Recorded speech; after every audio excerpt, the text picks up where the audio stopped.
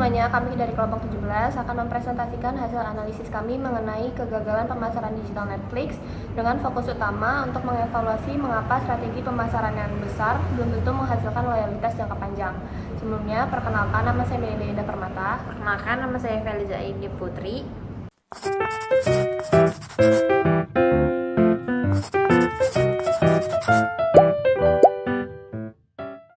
Pertama, kita harus memahami perbedaan antara pemasaran tradisional dan pemasaran modern yang dilakukan oleh Netflix. Karena selama ini Netflix itu masih sering terjebak pada pola tradisional yang berfokus pada kekuatan logo dan iklan satu arah. Padahal di era modern sekarang ini, audiens itu menginginkan interaksi dua arah dan personalisasi merek, di mana mereka bukan sekedar penonton, melainkan pendukung setia atau promotor dari merek tersebut.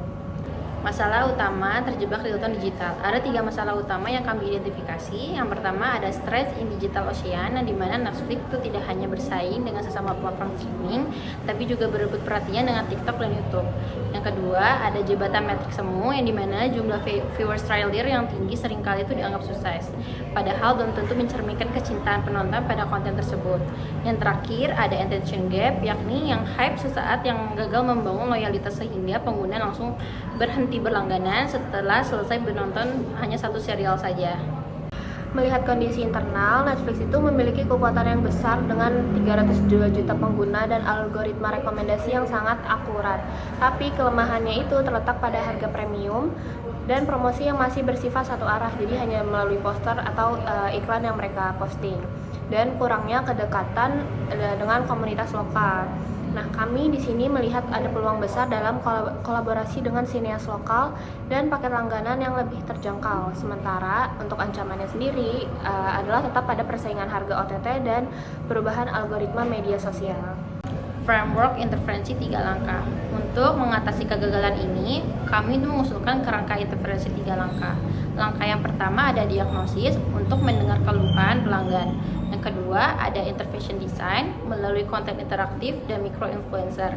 Yang ketiga ada implementation dan evaluation dengan membentuk tim engagement yang aktif merespon audiens lintas platform. Dalam tahap eksekusi, Netflix harus mulai melakukan social listening untuk memahami sentimen penonton lokal, dan kami menyarankan pembentukan local watch circle sebagai wadah diskusi santai serta talent advocacy di mana para aktor dan sutradara dilibatkan langsung sebagai perwakilan merek yang autentik dan untuk memperkenalkan konten mereka. Mengubah metrik evaluasi. Kita harus berhenti memuja metrik permukaan seperti jumlah reach atau impresi yang bersifat pasif. Fokus baru Netflix harus bergeser ke metrik rasional, yaitu seberapa aktif pengguna berkomentar, kualitas pengelolaan komunitas, dan seberapa efektif strategi tersebut menurunkan tingkat pembatalan langganan. Namun, kita juga perlu mengkritisi bahwa interaksi media sosial bukan satu-satunya solusi. Strategi pemasaran tidak akan berhasil jika tidak dibarengi dengan pendekatan holistik.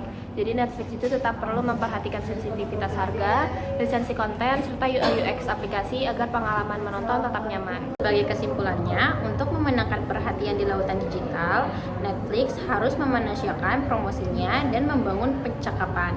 Bermakna bukan sekedar menyiarkan trailer.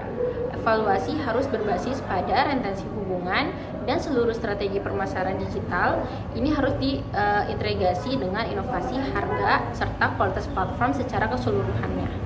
Sekian presentasi dari kami. Terima kasih atas perhatiannya.